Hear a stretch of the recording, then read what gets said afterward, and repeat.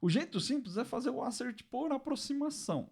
Como que você pode fazer esse assert por aproximação? O datetime aqui não é um problema, né? A gente viu que ele passou. Pode ser um problema na virada do dia? Pode. Mas talvez você não tenha esse problema. Né? Ou talvez você não tenha tanto esse problema. Né? Quantas vezes no dia você vai rodar na virada de um dia para o outro? Né? Então, de repente, para você não é um problema. Vamos ignorar ele por enquanto. O nosso grande problema por hora é o datetime now aqui, ó. Então, como que você pode fazer esse teste por aproximação? Tem alguns jeitos de fazer. Você pode fazer, por exemplo, um format. Você pode simplesmente aplicar aqui um toString e pegar só o formato de data. Eu quero o dia, eu quero o mês, eu quero o ano, 4 dígitos, né? Eu quero também a hora, os minutos e os segundos. E aí você faz a mesma coisa do outro lado aqui, ó. Porque daí agora a gente não está mais comparando o objeto de data, né, que tem os ticks internamente, que é uma estrutura. A gente está comparando um string comum. Né? E aí, nesse caso aqui, nosso teste se restringe aos segundos. Ó, rodei o teste aqui e ele passou, tá vendo? Então agora eu estou comparando a string. E a string não tem a treta dos ticks lá, bem mais simples. Se você não precisa de uma grande exatidão, você pode fazer dessa forma, talvez resolva. André, mas aí, e se acontecer o mesmo problema do datetime lá e o segundo não bate? Isso pode acontecer. Infelizmente já aconteceu comigo algumas vezes. Uma outra opção que você pode adotar aqui, que tem um pouquinho mais de precisão além dos segundos, é usar o add mileseconds. Então, ao invés de dar um toString aqui, eu dou um add mileseconds menos 100, por exemplo, e eu verifico se agora mais 100 milissegundos ainda é menor do que a minha data da última alteração. E aí você troca o are equal aqui por isso true.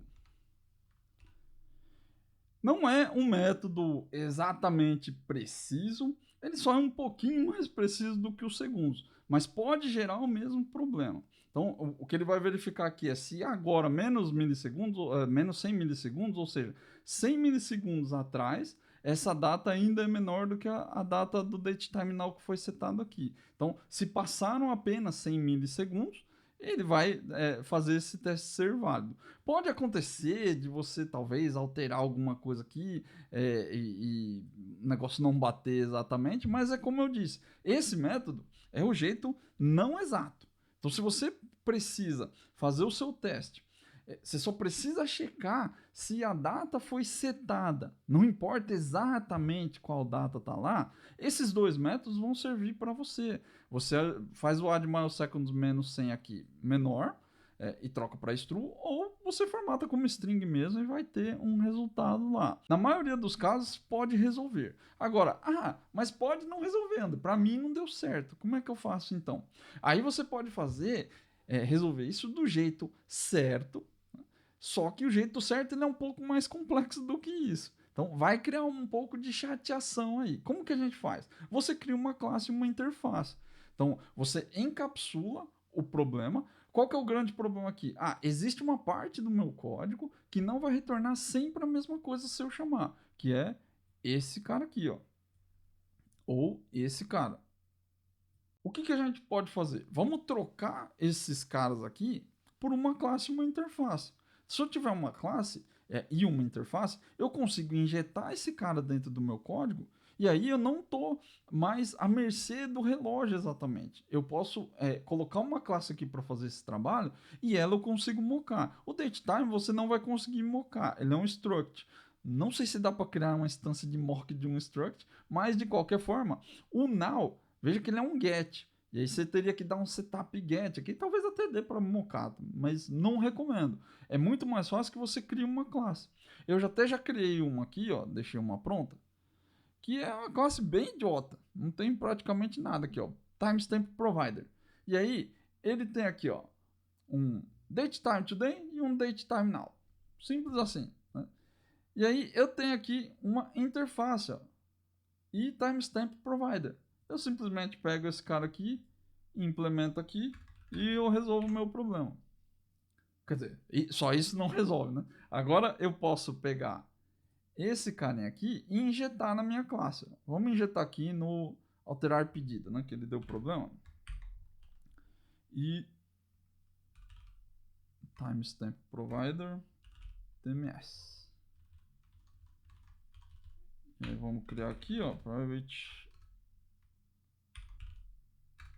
TMS get.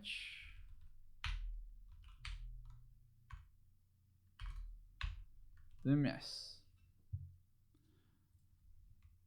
Com isso aqui pronto, eu posso simplesmente colocar aqui, ó, tms.now.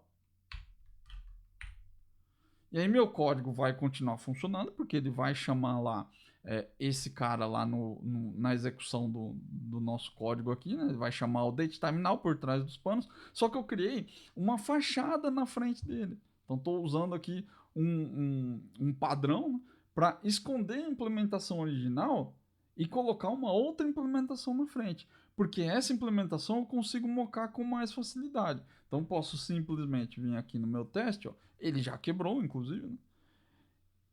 E eu simplesmente crio um mock aqui, ó. Var mock tms é igual a new mock e timestamp provider. Agora eu posso colocar uma data que eu mesmo quero programar.